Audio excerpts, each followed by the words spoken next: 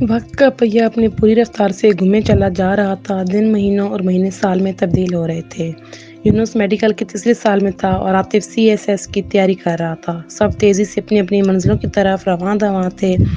بس ایک وہی تھی جو بیچ راستے پر کھڑی سب کو ان کی منزلوں کا نشان بتا رہی تھی۔ اس کے شب و روز وہی تھے، گھر سنبھالنا اور پھر شام کو ڈھیر ساری لڑکیوں کو ٹیوشن پڑھانا۔ سارا دن کی مشقت سے وہ تھک جاتی لیکن ٹیوشن پڑھانا بھی تو ضروری تھا۔ وہ خوابوں کی تعبیر پانے کے لیے اپنے دن اور رات ایک کر رہی تھی۔ سعدیہ اپنے گھر میں بے حد خوش تھی اور ایک پیاری سی بیٹی کی ماں بن چکی تھی۔ بچی کی پیدائش پر سعدیہ اس کے پاس آ گئی اور اس نے دونوں کو سنبھال لیا۔ راتوں کو جب سعدیہ بے خبر سو رہی ہوتی تو وہ ٹہل ٹہل کر روتی بچی کو چپ کرانے اور سلانے کی کوشش میں لگی ہوتی۔ ایک مہینہ سعدیہ ان کے گھر رہی اور جاتے وقت بہت ممنونیت بھرے انداز میں عالیہ کے گلے لگ گئی۔ آپی، آپ نے تو مجھے امی کی کمی محسوس ہی نہیں ہونے دی۔ وہ بولی، اللہ تعالیٰ ہمیشہ شاد و آباد رکھے۔ کہتے ہوئے اس نے سعدیہ کی پیشانی چوم لی۔ یونس کئی دن سے الجھا ہوا سا تھا اور دکھائی دیتا تھا۔ عالیہ کے پوچھنے پر بھی وہ کچھ نہیں بتا سکا۔ پھر ایک دن وہ خود ہی اس کے پاس چلا آیا۔ آپی، میں شادی کر رہا ہوں۔ وہ بنا کوئی تمہید باندھے بولا۔ شادی؟ عالیہ کی سمجھ میں کچھ نہیں آیا۔ نویرہ میری کلاس فیلو ہے، ہم میں اچھی انڈرسٹینڈنگ ہے، وہ آپ کو بھی پسند آئے گی۔ وہ بولا، لیکن ابھی تو تمہاری تعلیم بھی مکمل نہیں ہوئی۔ وہ حیرت سے بولی، شادی کے لیے کوئی عمر تو مقرر نہیں ہوتی، بندہ جب جی چاہے شادی کر سکتا ہے۔ وہ ہنس دیا۔ عالیہ کی کوئی سمجھ میں نہیں آ رہا تھا کہ وہ کیا کہے۔ میں فیصلہ کر چکا ہوں۔ کیا وہ لڑکی بھی شادی کے لیے تیار ہے؟ عالیہ نے پوچھا دل و جان سے۔ یونس کے لبوں پر مسکراہٹ آ گئی۔ اس کے رشتے آ رہے ہیں اور اس سے پہلے کہ اس کے ماں باپ کو رشتہ منظور کر کے ہمارے محبت کے بیچ دیوار کھڑی کر دیں، ہم چاہتے ہیں کہ ہم جلد از جلد شادی کر لیں، یونس نے بتایا۔ لیکن یونس، ابھی تو تم اپنے پیروں پر کھڑے بھی نہیں ہوئے، عالیہ نے کہا۔ اس سے کوئی فرق نہیں پڑتا، جلد ہی میں اپنے پیروں پر کھڑا ہو جاؤں گا تو سب ٹھیک ہو جائے گا، یونس نے کہا۔ میری تو سمجھ میں کچھ نہیں آ رہا، تمہیں ایک دم یہ کیا سوجی؟ عالیہ کی حیرت ختم نہیں ہو رہی تھی۔ بس آپ میرے اور اس کے درمیان ظالم سماج بن کر کھڑی مت ہو جائیے گا، وہ بولا۔ نہیں، تمہاری خوشی میں میری خوشی ہے، وہ جلدی سے بولے۔ بس تو پھر بسم اللہ کیجیے، یونس نے کہا، اور پھر عالیہ کو بسم اللہ کرنی ہی پڑی، کیونکہ انکار کی صورت میں گھریلو معاملات بگڑ جانے کا ڈر تھا۔ اسے تو یونس کی خوشیاں مقصود تھیں۔ اسے خوش اور مطمئن دیکھ کر وہ بھی خوشی خوشی نویرہ کو بیاہ کر لے آئی کہ زندگی تو انہوں نے ہی گزارنی تھی۔ شادی کے تیسرے دن وہ ہنی مون پر چلے گئے، پھر واپس آ کر یونیورسٹی جانا شروع کر دیا۔ دونوں ابھی زیر تعلیم ہی تھے۔ نویرہ یونیورسٹی سے تیسری پہر لوٹتی تو آرام کرنے اپنے کمرے میں چلی جاتی۔ شام کو دونوں گھومنے پھرنے چلے جاتے۔ گھر کی ذمہ داریوں کا بوجھ جوں کا توں عالیہ کے کندھوں پر تھا، بلکہ اب تو کچھ اور بڑھ گیا تھا۔ امیر و کبیر ماں باپ کی بیٹی کو گھریلو کام کاج کی بالکل بھی عادت نہیں تھی۔ وہ صبح دیر سے سو کر اٹھتی اور پھر کچن میں آ کر ناشتہ بناتی ہوئی عالیہ کو آرڈر دے کر دوبارہ اپنے کمرے میں گھس جاتی، اور عالیہ سارا کام چھوڑ کر جلدی جلدی اس کے کپڑوں پر استری کرنے لگتی۔ امتحان نزدیک ہونے کی وجہ سے وہ پڑھائی میں مصروف ہوتی تو سر درد کی شکایت کر کے عالیہ کو چائے بنانے کا کہہ دیتی۔ یونیورسٹی جانے سے پہلے وہ اسے کئی ہدایتیں دے جاتی کہ آج کھانے میں فلاں چیز پکائیے گا، اپنی نگرانی میں میرے کمرے کی صفائی کروائیے گا۔ وہ ڈھیر ساری ہدایتیں دے کر چلی جاتی جن کی تکمیل ہر حال میں ضروری تھی، ورنہ اس کی ناراضی کا خدشہ رہتا، جو عالیہ کو کسی حال میں منظور نہیں تھا۔ کبھی کبھی اسے محسوس ہوتا کہ اس کی حیثیت محض ملازمت کی سی ہوتی جا رہی ہے، لیکن وہ چپ تھی۔ محض اپنی ذات کے لیے دوسروں کو ناراض کرنا اس کے خلاف فطرت بات تھی۔ کبھی کبھی اس کے دل میں کرب کا احساس بڑھ جاتا۔ وہ چھت پر آ کر پلنگ پر لیٹ کر خالی نظروں سے آسمان کو تکنے لگتی، جب ہی تصور کی آنکھ سے ذہن کے پردے پر ایک شبیہ ابھرتی، ایک مہربان چہرے کا عکس نظروں کے سامنے آ جاتا، نواز کا چہرہ، جس کے پاس اس کے سب دکھوں کا علاج تھا، جو اس کی منزل تھا۔ وہ بہت دیر تک خشک کن خیالوں میں کھوئی رہتی۔ نئی صبح طلوع ہونے کی امید اس کے رگوں پہ نئی امید جگا دیتا، اور پھر وہ تن دہی سے اپنے فرائض کی انجام دہی میں لگ جاتی۔ ابھی کارواں اپنی منزل تک نہیں پہنچا تھا، کچھ مسافر راہ میں ہی تھے اور ان منزل تک پہنچائے بغیر وہ اپنی راہ نہیں جانا چاہتی تھی۔ بس ایک سیرش تھی جس کی طرف اسے کبھی کوئی پریشانی نہیں ہوئی تھی۔ وہ چپ چاپ اپنی پڑھائی میں لگی رہتی۔ کبھی کبھی اسے محسوس ہوتا کہ وہ اس کے وجود میں ماں کی ممتا ڈھونڈتی ہے، تب بھی وہ دل و جان سے اس کا خیال رکھنے کی کوشش کرتی۔ سہرش نے بھی میٹرک کا امتحان دیا ہی تھا کہ اسے کوثر پھپھو نے اپنے بیٹے کے لیے مانگ لیا۔ پھپھو بھی تو یہ بہت چھوٹی ہے، اس کی جدائی کے خیال سے عالیہ کا دل بیٹھنے سا لگا۔ میرے بھائی کی نشانی ہے، اپنے سینے سے لگا کر رکھوں گی، وہ بولی۔ عالیہ چپ ہو گئی۔ بیٹا، جتنی جلدی تم سب کے فرائض سے فارغ ہو جاؤ گی تمہارے حق میں اتنا ہی بہتر ہوگا۔ نواز کب تک تمہارے انتظار میں بیٹھا رہے گا؟ بیٹا مرد کو بدلتے دیر نہیں لگتی، کوثر پپو نے سمجھانے والے انداز میں کہا۔ اس کا دل چاہا کہ کہہ دے کہ نواز ایسے نہیں، لیکن وہ کچھ بھی کہہ نہ سکی۔ اسے نواز کی محبت پر پورا یقین تھا۔ پھر جلد ہی سحرش کی شادی کر کے وہ اس کے فرائض سے فارغ ہو گئی۔ نویرہ کے ہاں بیٹا ہوا تو عالیہ کی ذمہ داری میں بے پناہ اضافہ ہو گیا۔ نویرہ ہاؤس جاب کر رہی تھی، اس لیے ننھے عدنان کی ساری ذمہ داری بھی اس پر آ گئی۔ کبھی کبھی جب وہ عدنان کو گود میں لیے بیٹھی ہوتی تو نویرہ لاڈ سے عالیہ کی گلے میں باہیں ڈال دیتی۔ ہائے اللہ آپی، اگر آپ نہیں ہوتی تو عدنان کی پرورش میں کس قدر دقت ہوتی۔ مجھ سے تو اسے سنبھالا نہیں جاتا، اور پھر مجھے فرصت بھی تو نہیں ملتی نا۔ اور عالیہ صرف مسکرا کر رہ جاتی۔ دن گزرتے جا رہے تھے۔ یونس اور نویرہ نے ہاؤس جاب مکمل کر لی تھی۔ جلد ہی انہیں نوکری مل گئی۔ پھر نوکری کے ساتھ انہوں نے اپنا کلینک بھی کھول لیا، جس سے اچھی خاصی آمدنی ہو رہی تھی۔ اب پرانی وضع کا بنا ہوا یہ گھر انہیں کھلنے لگا تو یونس نے پوش علاقے میں جدید طرز کا بنا ہوا خاصا بڑا گھر کرائے پر لے لیا اور سب اس میں شفٹ ہو گئے۔ سب کی رائے تھی کہ پرانا گھر بیچ دیا جائے، لیکن عالیہ کو اس گھر میں سے امی ابو کی مہک آتی تھی۔ اس نے وہ گھر بیچنے نہیں دیا۔ یادوں کے سرمائے کو وہیں مکفل کر کے وہ سب کے ساتھ نئے گھر میں آ گئی تھی۔ نویرہ نے اپنی مرضی سے نئے گھر کو آراستہ کیا تھا۔ عالیہ کی حیثیت تو بس ہاتھ بٹانے والی کی تھی۔ اس رات نویرہ نے اپنے 2-3 دوستوں کو رات کے کھانے پر بلا لیا تھا۔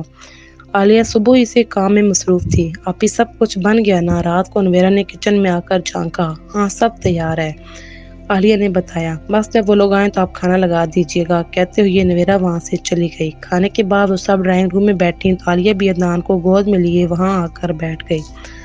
سچ کہہ رہی ہوں، آپی نہیں ہوتی تو میرا گھر تو چوپٹ ہو جاتا۔ بچوں کی پرورش کرنا تو میرے لیے محال ہے، نویرہ نے اپنی دوستوں سے مخاطب ہو کر کہا۔ تمہاری خوش قسمتی پر رشک آتا ہے، میری تو جان مشکل میں ہے۔ دونوں بچوں کو ملازمہ پر چھوڑ کر ہاسپٹل جاتی ہوں تو یقین مانو سارا دھیان گھر کی طرف رہتا ہے۔ نویرہ کی دوست بولی۔ ان ملازماؤں سے تو اللہ بچائے، دوسروں کے بچوں کے لیے ان کے دل میں درد تھوڑی ہوتا ہے، پہلی دوست بولی۔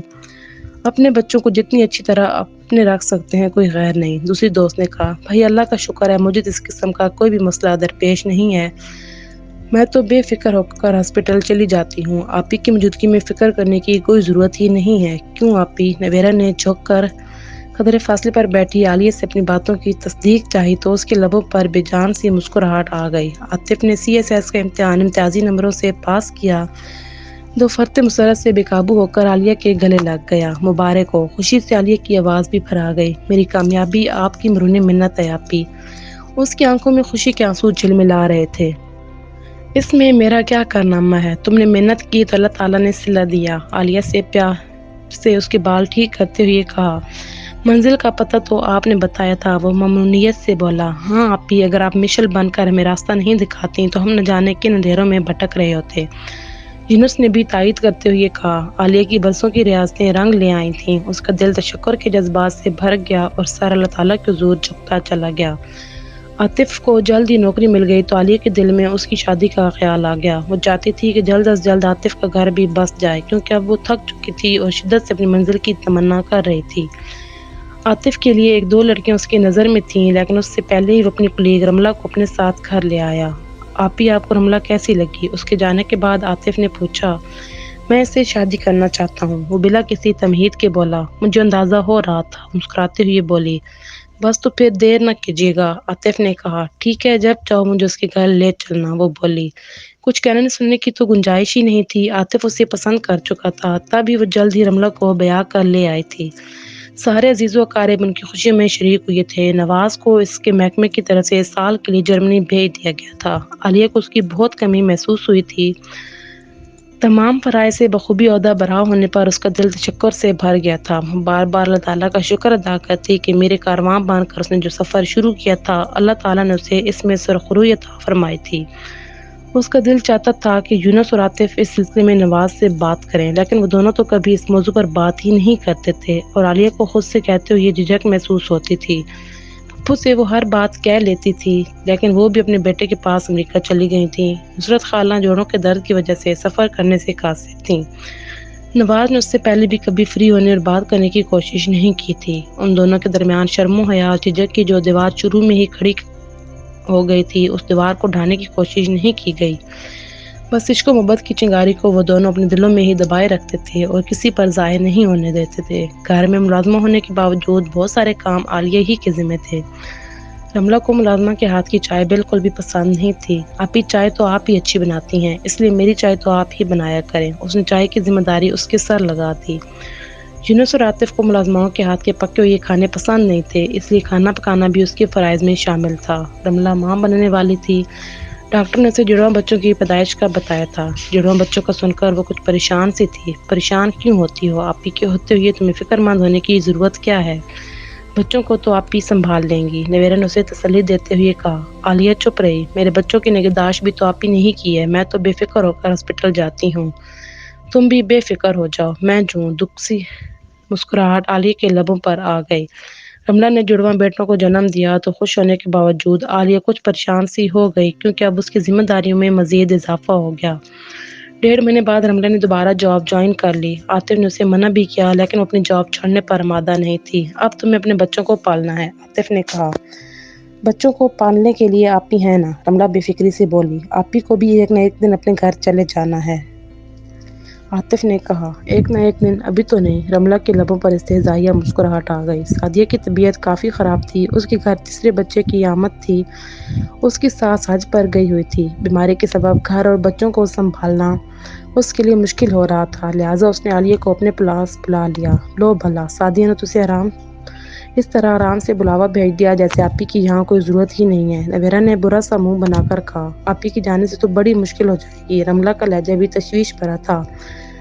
سعدیہ بھی تو اکیلی ہے نا، مجبوری ہے اس کی بھی، عالیہ نے کہا۔ آپ جلدی آ جائیے گا، آپ کے بغیر اس گھر کی گاڑی چلنی مشکل ہو جائے گی۔ رملہ نے چلتے چلتے یاد دہانی کروا دی تھی۔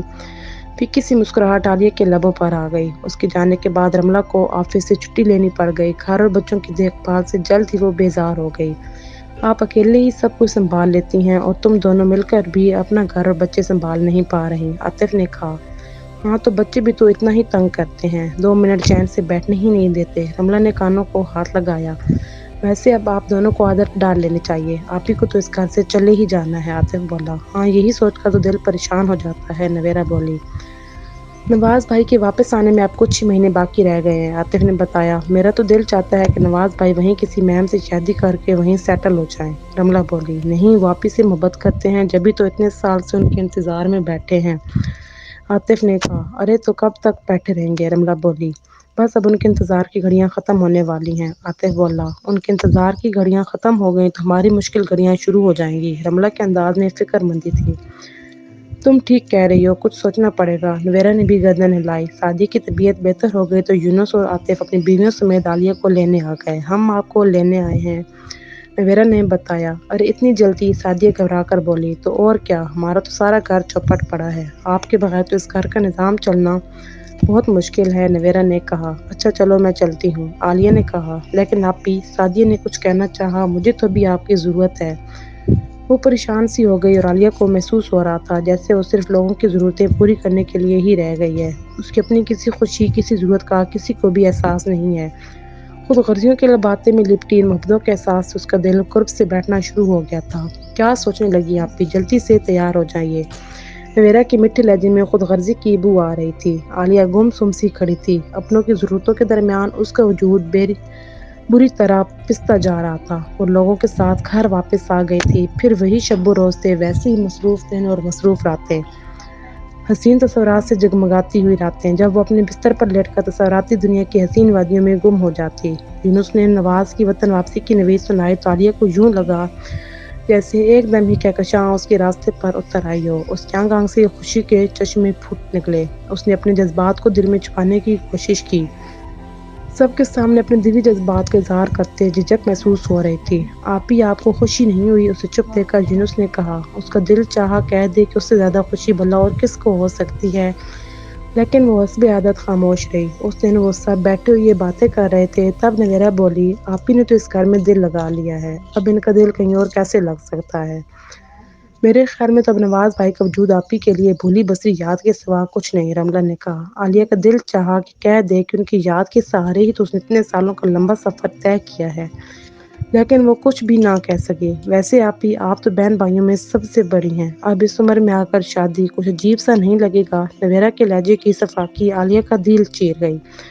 اس کی آنکھوں میں نمی آ گئی۔ اس کا دل چاہا کہ زبان کو لگام دینے کی یونس اور عاطف ان بیویوں کو زبان کو لگام دینے کی کوشش کریں، لیکن شاید بیویوں کے سامنے منہ کھولنے کی جسارت کرنا ان کے بس کی بات نہیں تھی۔